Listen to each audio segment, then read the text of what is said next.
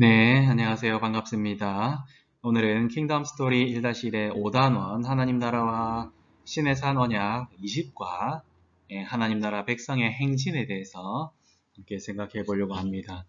본문 말씀은 민수기 10장 11절, 12절, 그리고 33절에서 36절까지의 말씀입니다. 이제 보면 이제 첫 번째로 구름의 떠오름과 머금이라고 되어 있습니다. 시내산에서 이제 오랫동안 머물었어요. 그곳에서 말씀도 받고 십계명도 받고 성막의 모형 어떻게 지어야 되는지도 받고 그래서 실제로 그곳에서 성막도 짓고 하는 그런 것들 많은 정비들을 하였습니다. 이제 시내산을 떠나야 할 시기가 왔다는 겁니다. 시내산을 떠나서 이제 광야를 행진해서 이제 가나안 땅으로 이제 가야 되는 거죠.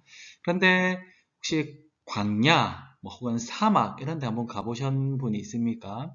그곳을 가면 길을 잃습니다. 어디로 가야 될지, 어떤 곳이어야 될지, 뭐 길을 잃는 것도 뭐 다반사고요. 뿐만 아니라 그곳에 있으면 물이 없죠. 그곳에서는 먹을 것이 없죠. 그곳에서 모든 것들이 다 부족한 상태입니다. 그러니까 그곳은 너무나 힘이 든 곳, 아무렇게나 가면 안 되는 곳이라는 거죠.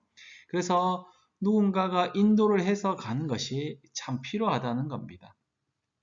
그래서 하나님께서 잘 몰라서 힘들어하는 이 백성들, 자기 백성들을 인도해 가실 거라는 겁니다.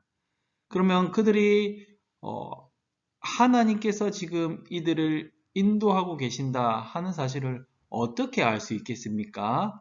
그것이 바로 구름이랍니다. 구름. 구름뿐만 아니라 성경에 보면 하나님을 나타내는 여러 가지 것들이 있습니다. 그 가운데 가장 대표적인 것이 천둥과 번개인데요. 그것뿐만 아니라 오늘 말씀에서는 구름으로 하나님께서는 나타내신다는 것입니다. 구름이 성막을 다 지었을 때에 성막을 완성하니까 구름이 가득 찼습니다. 하나님께서 오셨다라는 것을, 하나님께서 임재하셨다는 것을 그 구름으로 나타내셨다는 것입니다. 왜 그렇습니까? 하나님을 직접 볼 수 없기 때문이죠. 하나님 직접 보면 안 되기 때문입니다. 왜요? 죄 때문에 그렇다는 거죠. 죄가 있기 때문에 하나님을 직접 볼 수 없기 때문에 하나님은 구름으로 자신을 나타내셨습니다. 그래서 하나님께서는 구름을 올리면, 구름이 떠오르면, 어디 있는 구름입니까? 성막에 있는 구름이 떠오르면, 아, 이제 출발해야 되는구나 하고 알고 자신들의 그 텐트를 쫙 정리합니다.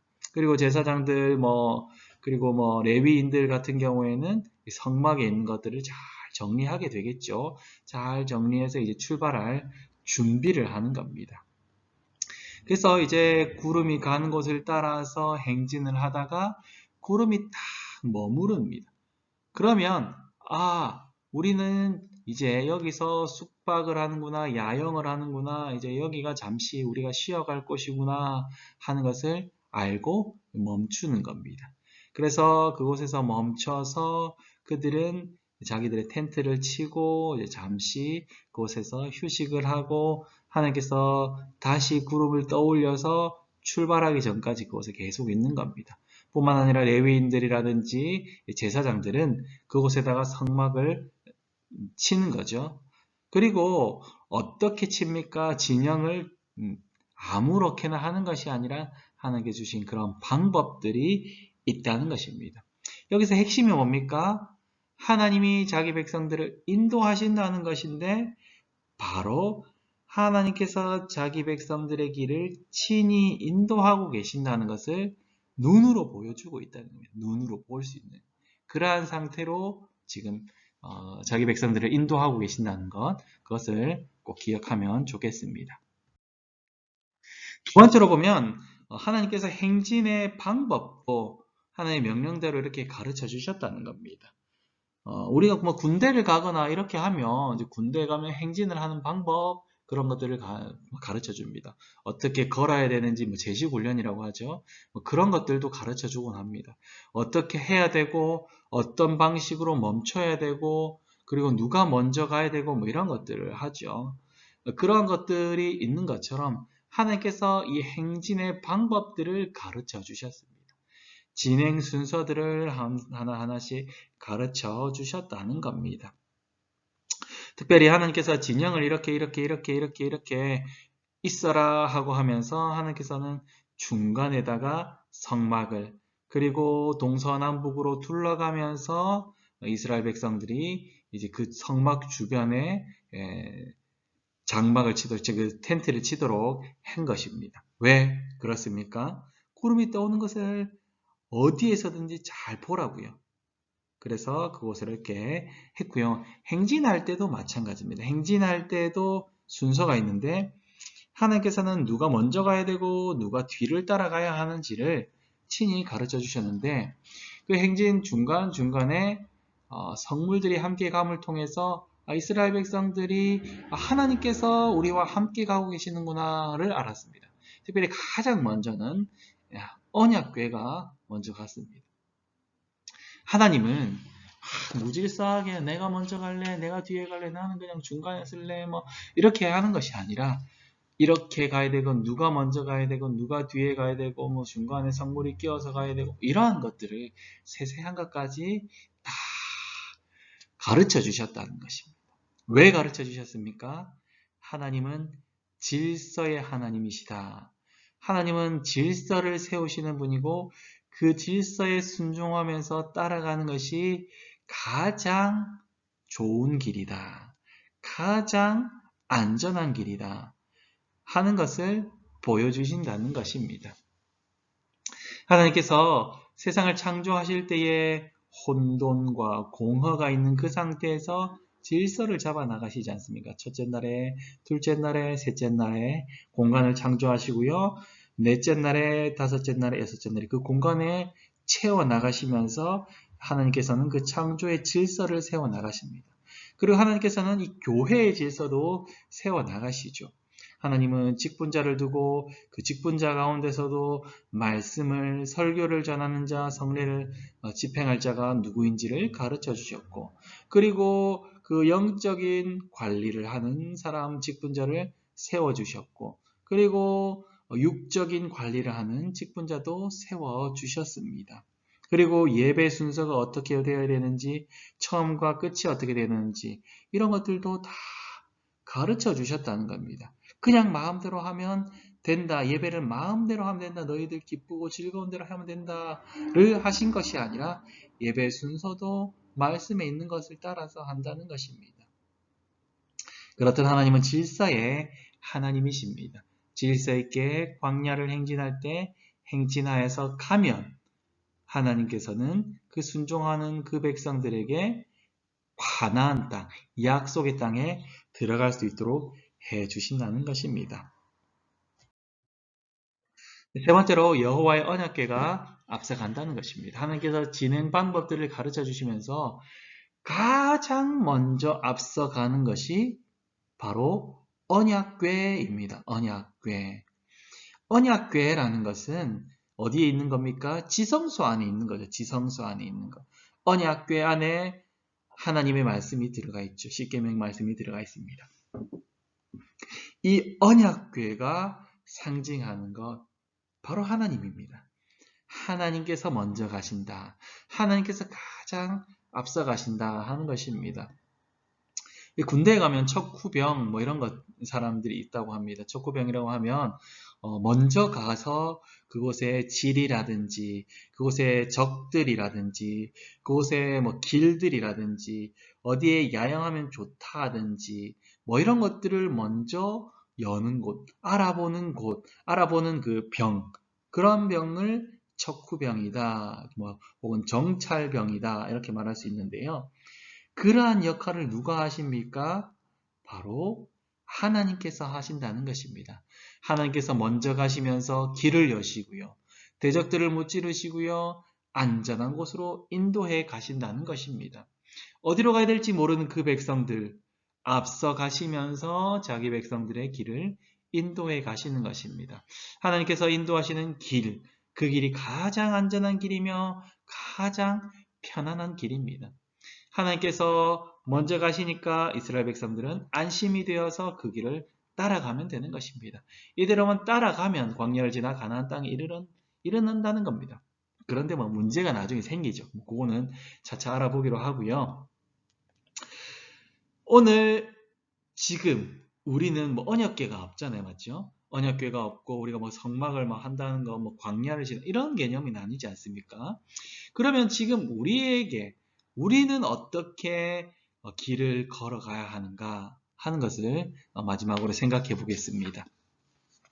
예수님께서 이렇게 말씀하셨습니다. 마태복음 16장 24절 말씀에 보면 이에 예수께서 제자들에게 이르시되 누구든지 나를 따라오려거든 자기를 부인하고 자기 십자가를 지고 나를 따를 것이니라. 예수님은 행진의 언약궤를 완성하시는 분이죠. 예수님은 가장 먼저 가시면서 대적들을 물리칩니다. 우리의 대적은 누구입니까? 사탄 마귀죠. 사탄 마귀. 죄와 허물, 죄죠, 죄. 예수님은 사탄 마귀를 물리치시고 죄를, 사망을 이기시는 분 아닙니까? 대적들을 물리치십니다. 그리고 예수님 먼저 가시면서 어떤 길로 가야 안전한 길을 여십니다. 길을 내십니다. 그리고 그 길 위에 붉은 핏자국을 내주셨습니다. 예수님은 먼저 가시면서 어디에 쉬어야 가장 안전하고 위로를 받을 수 있는지를 아십니다. 그래서 우리는 어디에서 쉬면 가장 안전하게 쉴 수 있습니까? 어느 길을 걸어가야 안전하게 걸어갈 수 있습니까? 어떻게 해야 가장 큰 위로를 받을 수 있습니까? 하는 것을 우리에게 가르쳐 주셨습니다. 우리는 예수님께서 내신 그 십자가의 길, 피 묻은 그 십자가의 길, 비아 돌로로사라고 하죠. 그 십자가의 길을 우리가 걸어가는 것입니다. 그리고 예수님 안에서 쉰다. 엔크리스토라고 하면서 성경이 엄청나게 많이 나옵니다. 그리스도 안에서, 예수님 안에서 쉬는 겁니다. 그리고 예수님으로 인해서 위로받는 것. 어떤 위로입니까? 예수님께서 사탄 마귀를 물리치시고 죄와 사망을 이기시고 부활하셨다는 그 사실, 그것이 우리에게 가장 큰 위로를 주는 것입니다. 그것이 가장 큰 위로임을 우리에게 가르쳐 주시면서 우리를 따라오라 하시는 것입니다. 그리고 이렇게 말씀하시는 거죠. 자기 십자가를 지고 나를 따르라. 자기를 부인하고 나를 따르라 하시는 것입니다. 이 식구 한번 정리를 해보겠습니다. 부모님들, 교사님들, 우리 자녀들이 걸어갔으면 하는 길은 어떤 길입니까? 공부를 잘해서 우리 자녀들이 학교 성적이 좋았으면 좋겠습니까? 그게 참 좋습니다. 그리고 우리 친구들이 좋은 대학을 가는 건 우리 친구들이 바이올린도 잘하고요, 피아노도 잘 치고요, 태권도도 잘하고요, 운동도 잘하고요. 좋습니까? 좋습니다. 또 어떤 게 있습니까? 나중에 좋은 직장 가서 좋은 배우자 만나서 좋은 집에서 안정되게 살아가는 거. 참 좋죠. 제 딸, 제 아들도 그렇게 되었으면 좋겠습니다. 그러나 우리 자녀들이 이런 것들이 갖추어지지 못할지라도 이런 길을 딱딱딱 못 걸어갈지라도 우리 자녀들이 걸어갔으면 하는 길, 아니 걸어가야 할 길이 무엇인지를 딱 정확히 가르쳐 주면 좋겠습니다. 그 길이 무엇입니까? 바로 예수님 가신 길입니다. 십자가의 길입니다. 자기 십자가를 지고 자기를 부인하며 걸어가신 그 길을 우리 자녀들이 걸어갈 수 있으면 좋겠습니다. 그 길은 어떤 길입니까? 그 길은 좋은 길입니까? 그 길은 막 평탄한 길입니까? 많은 사람들이 따라가는 길입니까? 성경은 그렇지 않다고 말합니다. 그 길은 좁은 문이고요. 그 길은 십자가의 길이며 그 길은 고난의 길이다 라고 가르쳐 주셨습니다. 사람들이 가기 싫어하는 길이라고 합니다. 그러나 반드시 아셔야 될 것, 그 길이 가장 안전한 길이라는 것입니다. 그곳에서 가장 안전하고 제일 최고의 위로를 받을 수 있다는 것입니다. 우리 자녀들에게 이것을 꼭 가르쳐 주셨으면 좋겠습니다. 그리고 무엇보다 우리 교사와 부모님들이 먼저 걸어가야 하지 않겠습니까? 나는 그 길을 가지 않고 너만 가라. 아니면 나도 가지 않고 너도 가지 않는다. 뭐 이런 절대 해서는 안 될 것입니다. 그래서 우리가 설교를 듣고 그 말씀을 따라서 걷고 죄 가운데 있을 때에 말씀이 생각나서 회개하고 너무 큰 문제 앞에서는 무릎 꿇고 하나님께 기도하고 또 하나님 말씀을 묵상함으로써 갈 바가 어디인지를 알아가는 우리 주부가 될 수 있기를 간절히 소망합니다. 아멘.